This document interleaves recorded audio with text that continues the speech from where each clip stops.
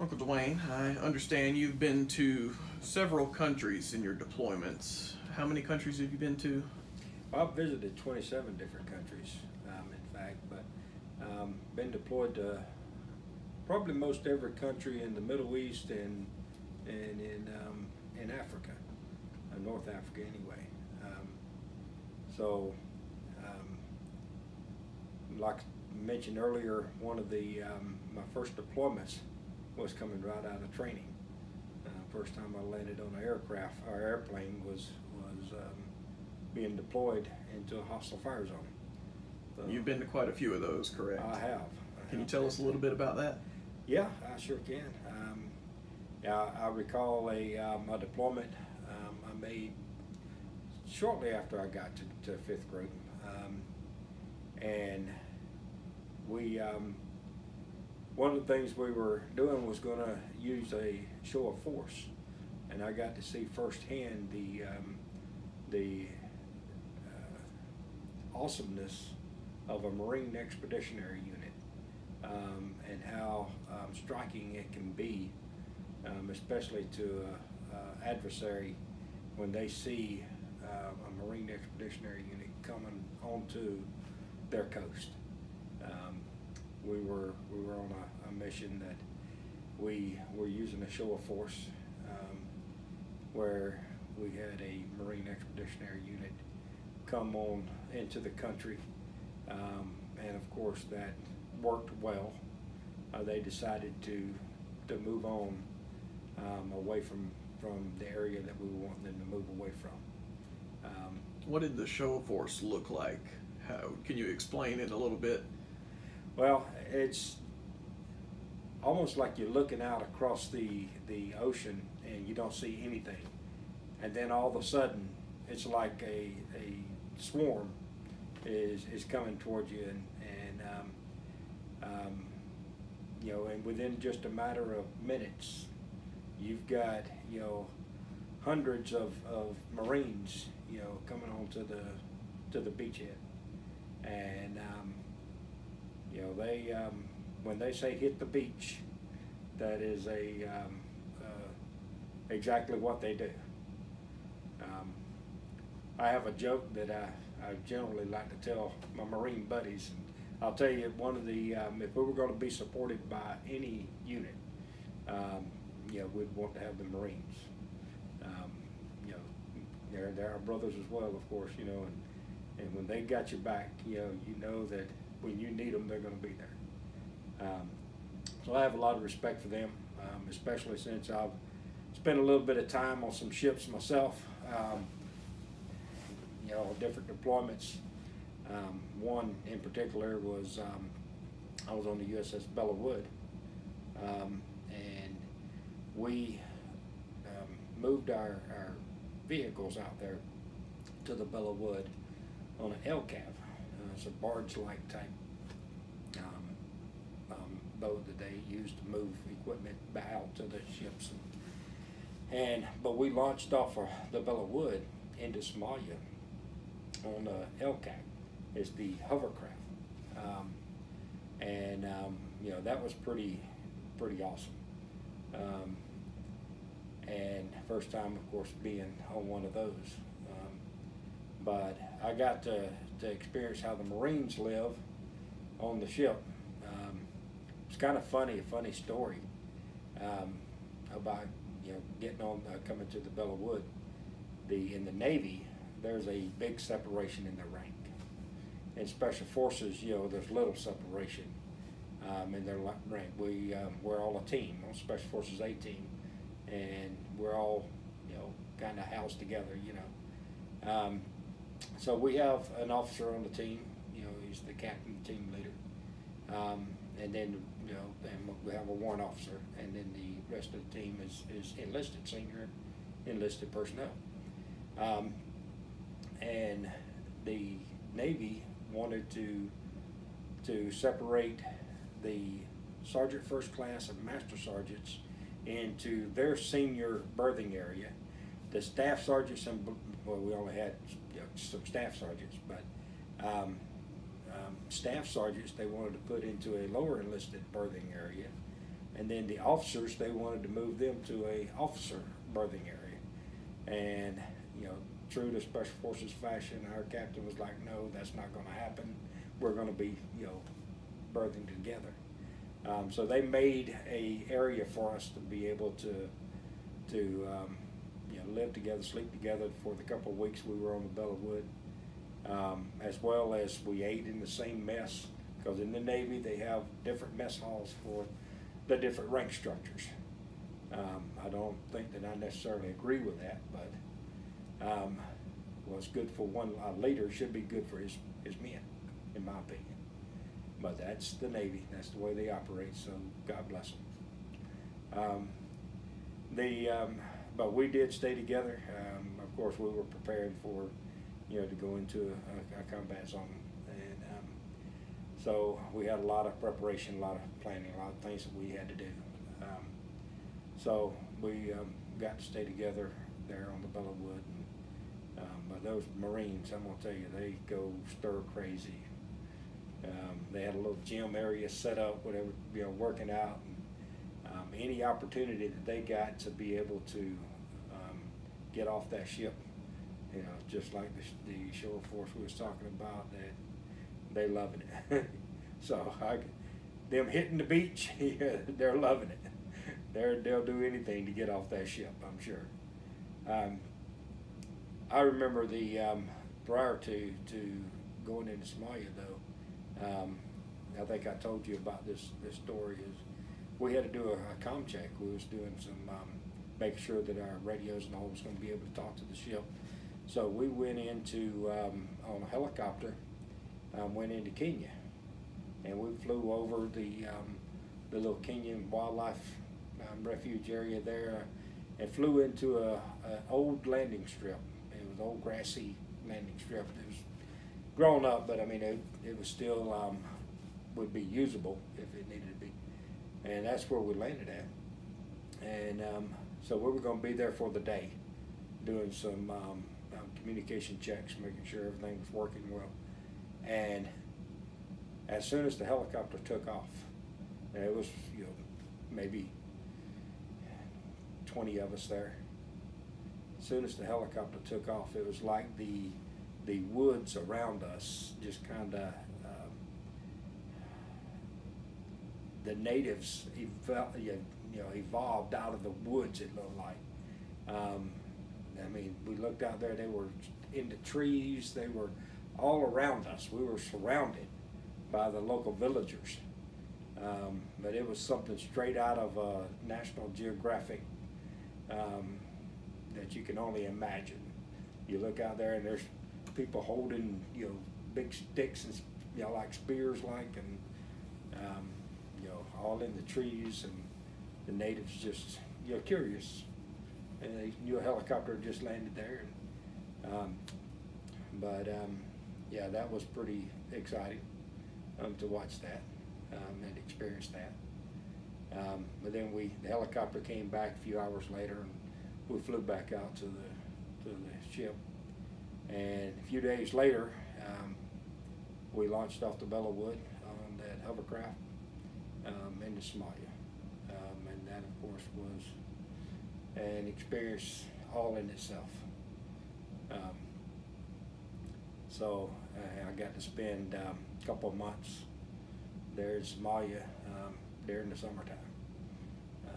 And in fact, we were some of the, or I think the last Americans to step foot off Somali soil after the Black Hawk Down incident. We went back in to get everybody out. But I like to tell, I mentioned the joke that I like to tell. So I'll tell you. Now I may get some hate mail on this, but it's a joke. I usually would tell a Marine, if I meet a Marine, that seriously, you know, I was one of the last Americans out of Somalia. And Bill Clinton sent us back into Somalia to get everybody out after Black Hawk Down, because the Somalis figured out how to defeat the Marines. And they'd look at me with a puzzled look, and they said, well, how was that? I said, oh, they'd take a pail and run down to the beach and scoop up a bucket of sand and throw it against the wall and holler, "Hit the beach!" It takes them a second, but they usually get it about that time. So that's a kind of a joke that I like to tell my Marine buddies. So can you go into any of the operations in Somalia, anything like that? Well, a lot of boredom. You know, I won't go into, you know, any of the operations and what, you know, was done there, but you know, it's you know, and being in a combat zone, being in combat is something I wouldn't want for anyone, but sometimes it's necessary. And you know, at that time, you know, for America, it was necessary. You know, thank the good Lord that, you know, although my unit, you know, lost some good men, I had friends of mine that lost a leg, and others that were killed in explosions. And of course, everyone is familiar with the Black Hawk Down, you know, situation. So, you know, our unit lost some good men, and you know, it's never something that, you know, you want to have happen. So after Somalia, where did you go from there? So again, I'd been to numerous hostile fire zones, you know, scattered throughout my deployments. I think I believe I counted it up one time. I've been to Jordan 9 times. I got to see a lot of sites that many people don't see.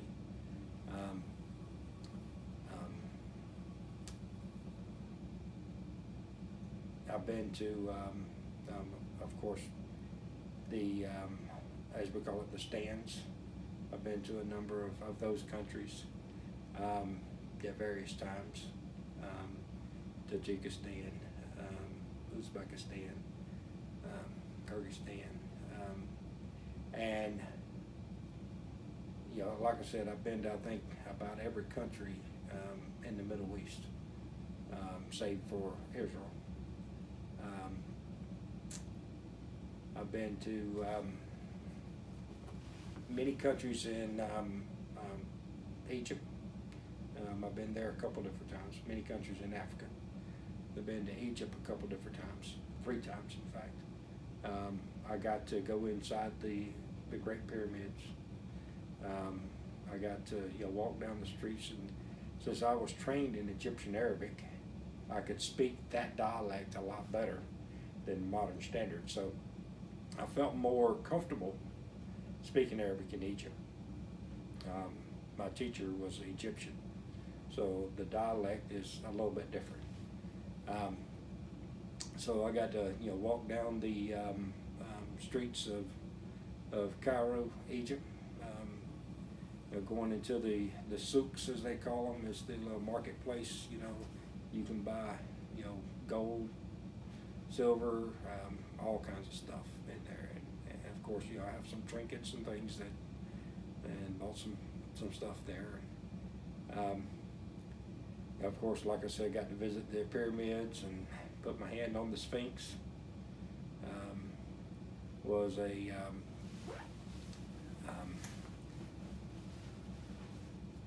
observer controller for exercise that the military used to do in Egypt every couple of years. I think it's called Bright Star is the name of the exercise. But I served as an observer controller for that, and had some interesting stories that, you know, I won't tell here. But whenever you're observing other armies in action, of course, you know, you're always critiquing, always, you know, watching them, And sometimes you see some hilarious things go on.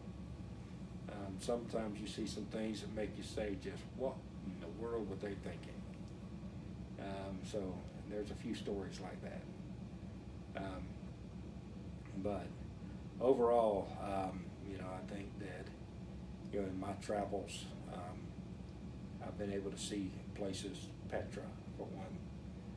Many people will recognize the scene in that movie. What was the name of the movie? Anyway, it's a popular movie that there's a scene from Petra. But I got to go there and visit Petra. And if you don't know what that is, you need to look it up. There's some beautiful artistry there where they carved cities into the cliff sides. So I got to visit you know, places that biblical places that people read about in the Bible, and the lands that, you know, the characters of the Bible has walked, areas where Moses has traveled, and been able to see, you know, things that who would have thought that a boy from South Georgia would get to experience. And I remember you telling me about a specific operation where you had a hot landing and came in somewhere. Oh yeah, yeah. So after 9/11, my unit was one of the first units, or the first unit rather, in Afghanistan after 9/11. And of course I was among the first going into Afghanistan. And coming in, I remember middle of the night, it was cold. It was very cold. And we don't know what to expect. The aircraft didn't know what to expect. We came in on a C-130, and as we came to where we were going to be landing at, he started spiraling down. So he's limiting his exposure to AAA fire, because there was a lot of AAA fire. Taliban, you know, sporadically firing, shooting, and knowing something's going on.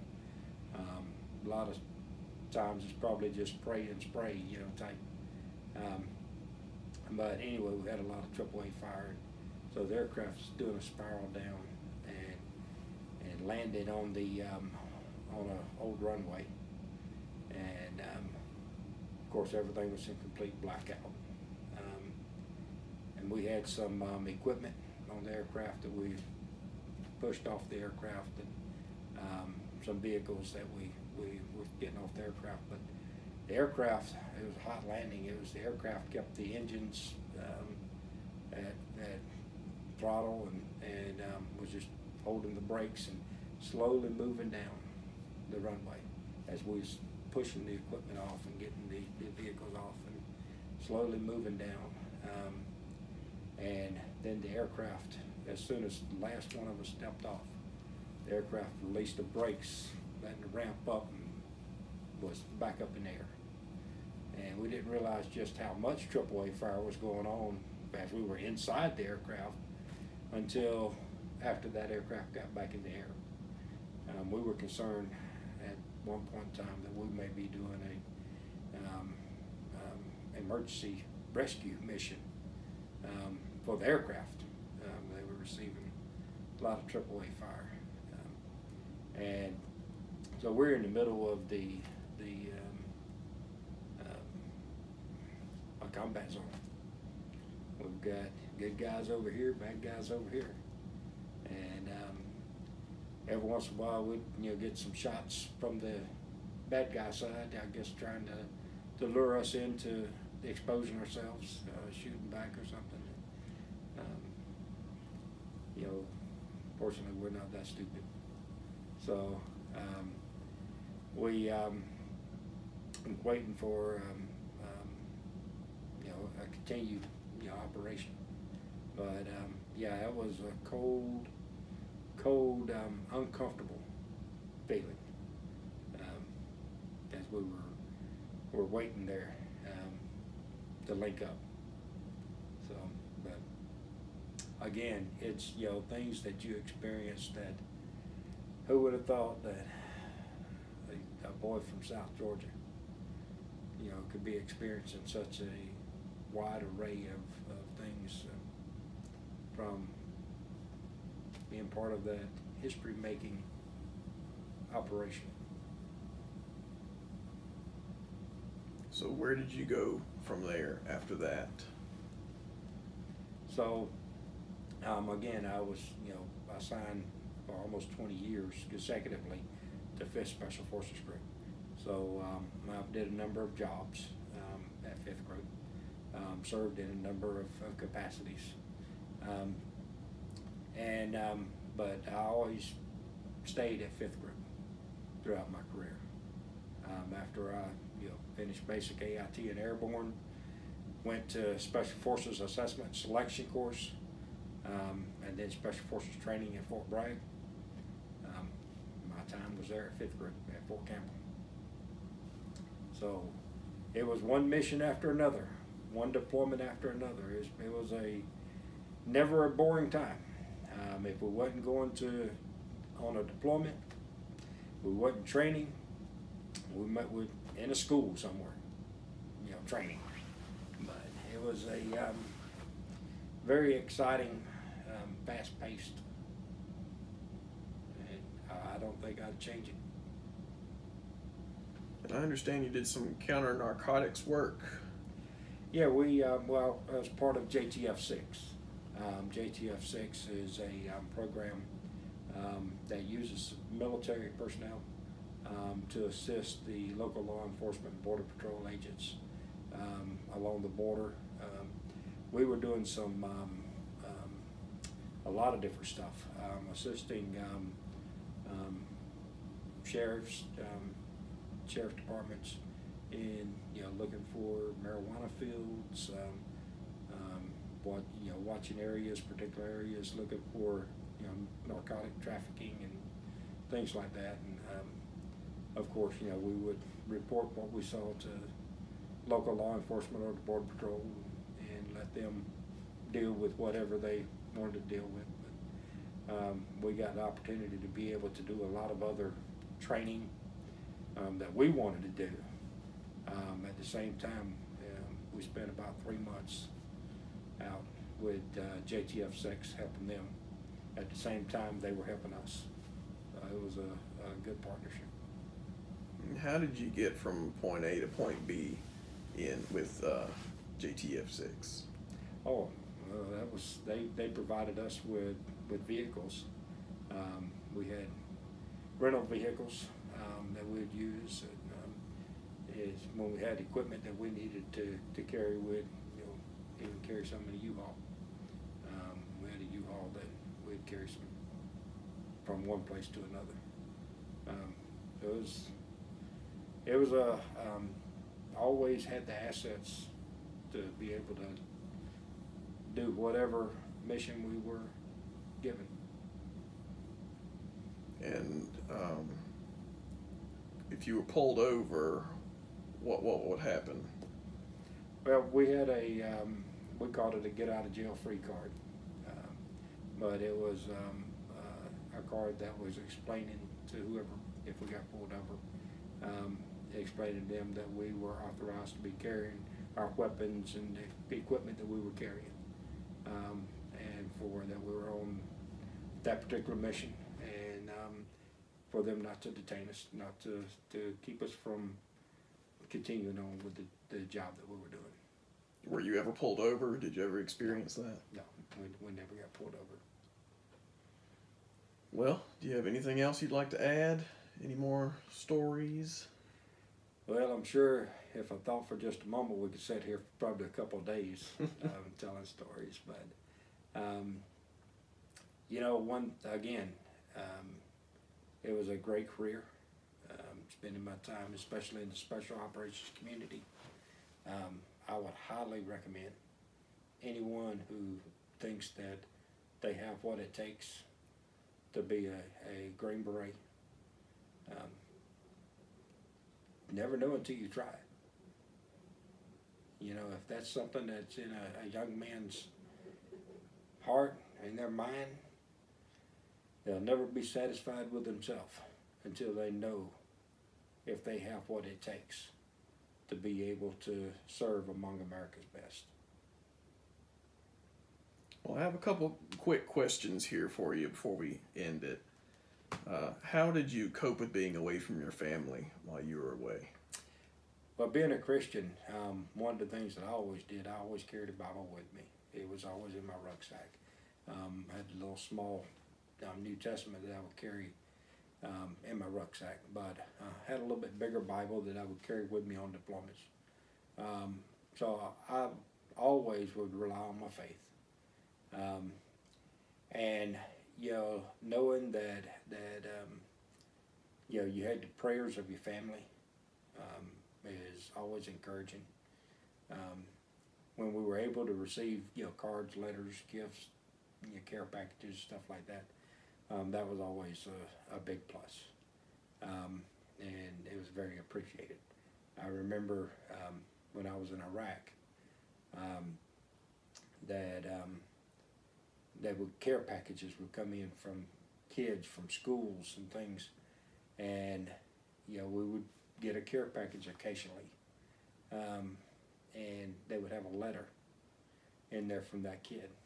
I remember writing back to some of the kids and you know, thanking them for the care package, and you know, paying particular attention to, you know, mention something that they had sent to make them feel, you know, like they're helping, you know, in some way, and encouraging them to be patriotic and to be just great Americans. I think that's, you know, in my opinion, one of the things that we're lacking right now in this generation is we're not teaching and showing the younger generation the exceptionalism of America, how to be great Americans, how to love America, to stand up, you know, when the national anthem is being played, to recite the Pledge of Allegiance, you know, to have such a pride of being America, being united. And I wanted to make sure that I was communicating to them in my letter how that they impacted me, and how I, you know, intended to help them to live their life as a great American. What was your most memorable experience? My most memorable experience. I have, I guess, a number of memorable experiences. Obviously, you know, some of the combat operations. But I would say in my military career, one of my most memorable experiences would be the day I graduated Special Forces training. And I actually put the Green Beret on, and I positioned it, and you know, was in my dress green uniform, and had my family there watching me. My mom and stepdad was sitting out in the audience, and the pride of being able to say I had what it takes to be one of America's best, that I was a Green Beret. Yeah, your dress greens are actually right behind you. One set of them, yes. What was the toughest thing you had to do? Could be physically, mentally, just the toughest thing you had to do. Well, some people may say it's the nasty Nick, and the Special Forces Assessment Selection Course. They say that that's the toughest obstacle course in the military, and that's part of the Special Forces Assessment Selection Course. They call it the Nasty Nick. It's named after Colonel Nick Rowe, who founded the SEER School, Survival, Escape, Resistance, and Evasion course, which I had the pleasure of attending. And that's another story, of course. But the toughest is probably going to be the SEER course. And not that the course itself, you know, was that particularly tough. I mean, it's you're getting punished. As I think is a safe word. While you're in captivity, because part of the SEER course, without disclosing too much, is you're in a POW camp, and so at the end of that, you hadn't had any sleep for days, and it's been pretty challenging mentally and physically for you. You hadn't had any food. You're hungry. You're tired. And you know your mind is just all over the place. And toward the end of that, your religion, your faith is being tested. And without going into too much detail, there's a period there that when you turn around and you see the American flag, the sense of pride that wells up in you is pretty awesome. So that would probably be one of the toughest periods. Of course, Special Forces Assessment and Selection course itself was pretty tough, and then going through the Special Forces training and the various trainings that I've been able to attend. All of them has a level of their degree of toughness, if you will. But I guess probably the absolute toughest thing that a soldier has to go through is missing those special days, special moments with your family, with your kids, not being there for the birthdays, not being there for Christmas, missing funerals, not being able to grieve with others, missing weddings, all of that a soldier is subject to endure, and I have. And some of that is some of the toughest periods of time in the military. Well, as a veteran, what would you tell us, just the general public, how would you tell us to interact with veterans? Without sounding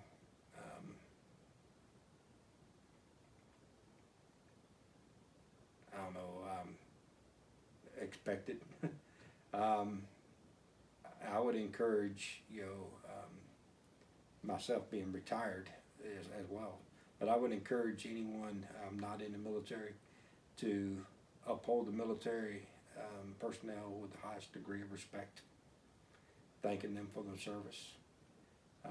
They're missing those moments, those special moments that I was just describing. And to have someone to acknowledge that, to let them know how much they appreciate their sacrifices, their service, is huge. I mentioned the care packages earlier. Sending a note, sending a letter to a deployed service member makes a big difference, just to know that you're being thought of. Of course, probably the number one thing would be continue to pray for our service members. Because that, I believe, is one of the greatest motivators. And then I would encourage, if you're not associated with the military, especially if you're in the military, but every American, to be patriotic. Don't be trying to destroy this nation, but rather lift it up, build it up, talk well of the nation that you live in.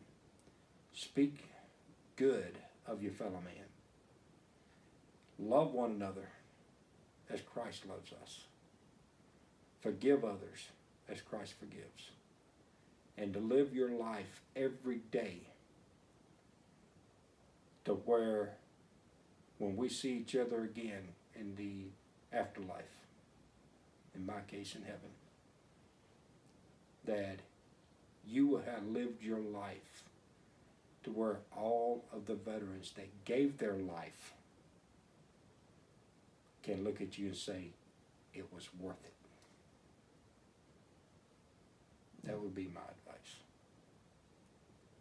Well, on behalf of the Military Education Preservation Project, I'd personally like to thank you for your service. And part of what we do here is just raising awareness of the sacrifices that you had to endure and to really show our appreciation and our eternal gratitude, because I haven't experienced it personally, and you took our burdens and you sacrificed for us, and at least I can't thank you enough. And well, thank you for that. And thank you for your time and your willingness to just come here and share your experiences with us. It's been my pleasure.